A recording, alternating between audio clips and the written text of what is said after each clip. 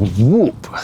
What is this device? It was made not just for athletes, but also for people who want to understand their body on a deeper level. Considering it doesn't have a screen like regular smartwatch or fitness band and costs shit ton of money per year. It's not like one-time purchase. You will have to pay yearly around $300. That's insane. Anyways, I was very curious to see what this device can offer. I have reviewed a couple of watches of different price range, and so far I've trusted Apple Watch Series 10 the most.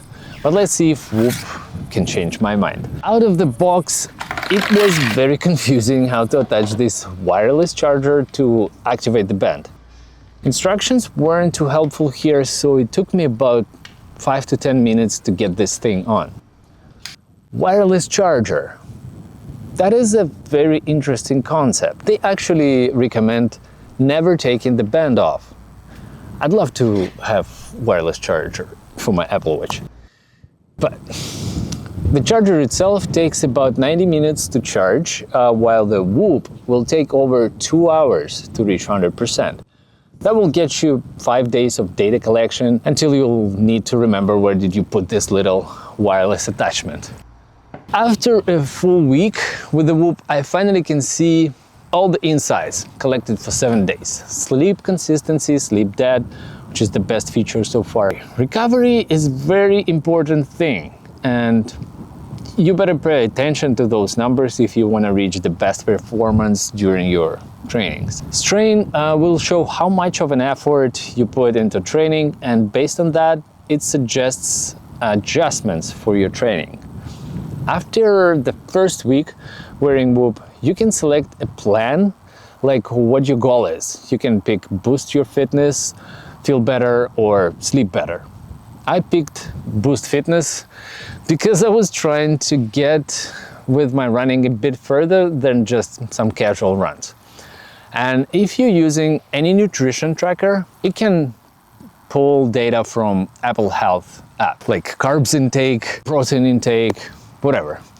And then it will give you instructions how to reach your goal that you picked in previous menu. And there is a lot of information in every menu. It's like little fitness Wikipedia right there. An AI assistant can answer some of your questions based on your data. I did a short run to compare what numbers Woop will show versus Apple Watch.